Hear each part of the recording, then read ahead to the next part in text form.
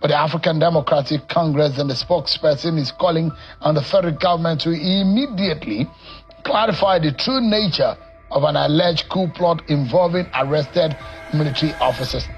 What if I told you that on October 25th, 2025, a secret plan was set in motion inside Nigeria's military, a plan to overthrow President Bola Ahmed Tinubu himself?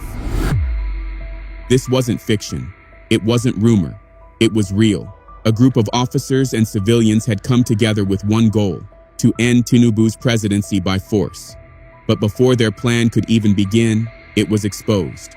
The plot collapsed, and the alleged masterminds were arrested. The coup had failed. But what came next was even more shocking. When the news broke, millions of Nigerians didn't celebrate the government's victory. Instead, social media exploded with reactions that stunned the world. Ordinary citizens openly wishing the coup had succeeded. What does it say about a country when people begin to prefer the risk of military rule over the reality of democracy?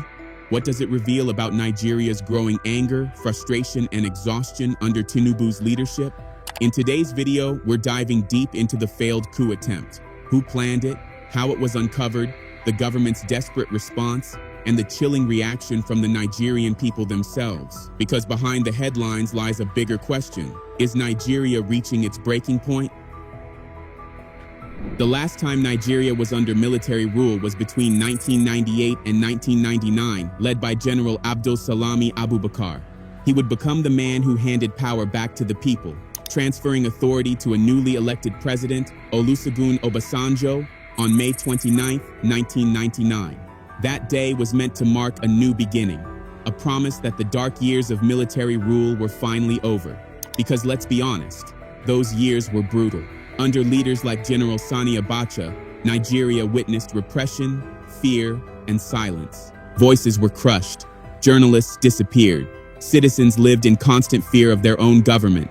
So when democracy returned, it came with a vow: never again. Never again would soldiers rule from behind the barrel of a gun.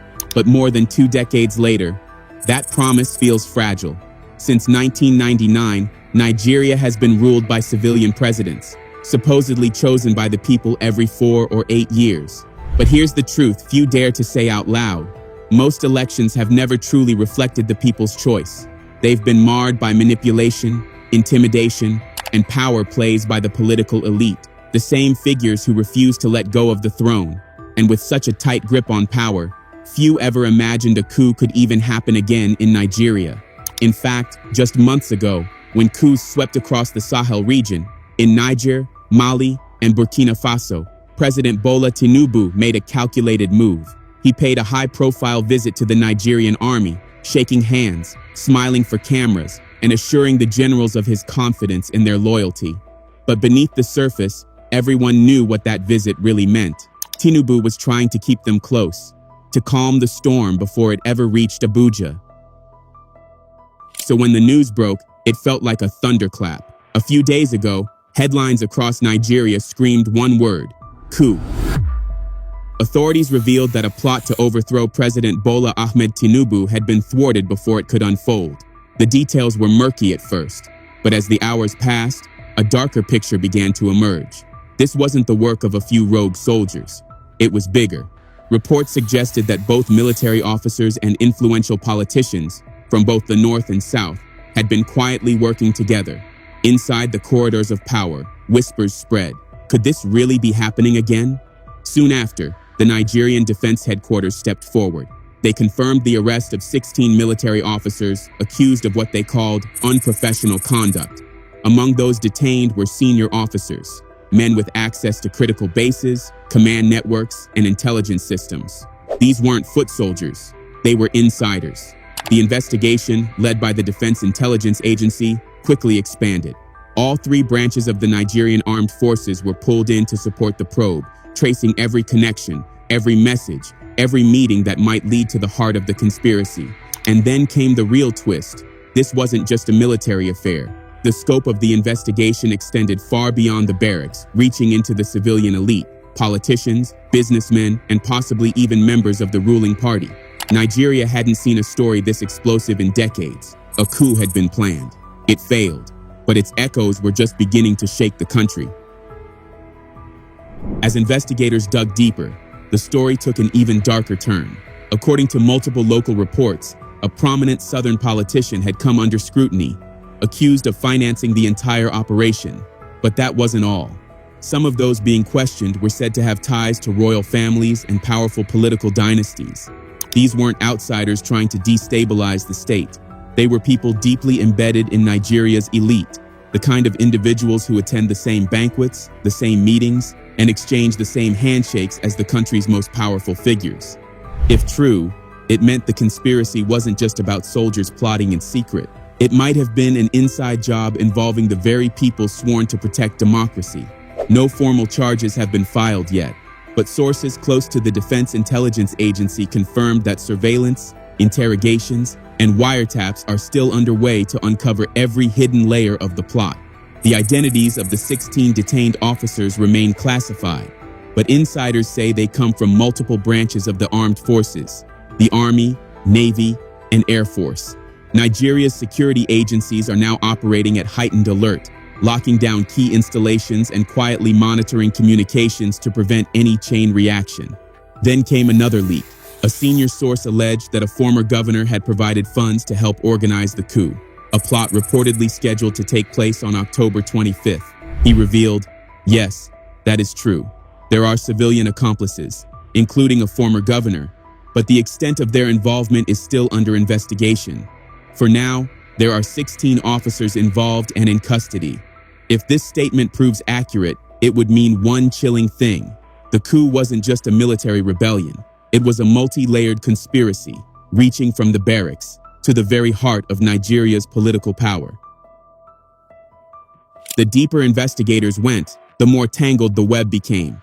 Sources close to the probe revealed that the former civilian governor now under investigation once worked in the oil and gas sector, one of Nigeria's most powerful and politically charged industries. His exact role in the alleged coup remains unconfirmed, but investigators are zeroing in on his recent communications and financial transactions. Every call, every meeting, every unexplained deposit is now under the microscope. According to insiders, if credible links between the former governor and the detained officers are found, he will be formally summoned for interrogation. And then came another revelation. Among the 16 arrested officers, one was allegedly a brigadier general, a man of rank, respect, and reach. Another, a colonel, belongs to a family so influential that their name alone carries weight in Nigeria's power circles. When the news broke, the colonel's relatives were reportedly shaken. One family member told reporters, "Our prayer is that they are not found guilty of the allegation. This wasn't some fringe rebellion. This was power turning on itself." Local media now report that more officers have been quietly picked up for questioning. Men and women linked either directly or indirectly to the coup's blueprint. And it doesn't stop with the military. Investigators are also tracking the movements of several politicians, both from the north and the south, who are suspected of playing background roles in the scheme. In the halls of government, tension is thick. Phones are being tapped. Meetings are being watched. Every whisper could be evidence. Every handshake, a clue. Because if these suspicions are true, this wasn't just an attempt to seize power. It was a potential alliance between political money, military muscle, and old family influence, the kind of combination that could shake Nigeria to its core. But this is where it gets interesting. 2 days after the news broke out, the Nigerian Defence Headquarters released a statement made by the Director of Defense Information, Brigadier General Tukur Gusau. In the statement, Tukur dismissed the reports of an alleged coup, saying that the detention of the 16 officers was linked to the cancellation of Nigeria's 65th Independence Day by the federal government, and as such, declared that the news of an attempted coup plot was false. It urged the public to disregard the misinformation being circulated by who it described as purveyors of falsehoods and enemies of the nation. The statement read, "The attention of the Defense Headquarters, DHQ, has been drawn to a false and misleading report by an online publication insinuating that the cancellation of activities marking Nigeria's 65th independence anniversary was linked to an alleged attempted military coup." The report also made spurious references to the recent DHQ press release announcing the arrest of 16 officers currently under investigation for professional misconduct. Gusau went on to say that the cancellation of the October 1st anniversary parade was purely administrative, explaining that it was meant to allow President Tinubu to attend a bilateral meeting abroad and enable troops to sustain ongoing operations against insurgency and banditry. While declaring that democracy is forever, Gusau said, "The ongoing investigation involving the 16 officers is a routine internal process aimed at ensuring discipline and professionalism is maintained within the ranks. An investigative panel has been duly constituted and its findings would be made public." But what did the federal government have to say about this? When contacted the following day for the federal government's position on the development, the information minister responded that it was a military affair. The federal government has no reason to doubt the military on what it has said, the minister said. The federal government believes that the armed forces of Nigeria is committed to ensuring the territorial integrity of the country and also strengthening its fight against insecurity. The federal government commends the military, and it will continue to support them in their task of ensuring the security of Nigeria. However, according to a source with insider knowledge, the statement released by the army denying the coup plot is false. The source said that it was carefully crafted after wide consultations with stakeholders.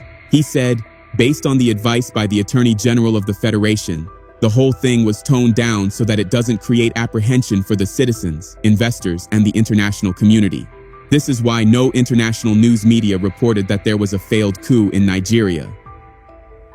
The source also added that the statement was doctored to appear routine. However, investigation and prosecution must still take place. The Nigerian Chief of Army Staff went to see Mr. President in Lagos on October 3rd and returned. He showed President Tinubu the preliminary report and the press release before he authorized it. In other words, there really was a plan to orchestrate a coup on October 25th, which would end with the removal of President Tinubu from power. About 16 military officers and other civilian leaders, including a former governor who reportedly financed it, was involved. However, the plan failed after the Nigerian Defence Forces got wind of it, and the 16 military officers were detained and are currently being investigated.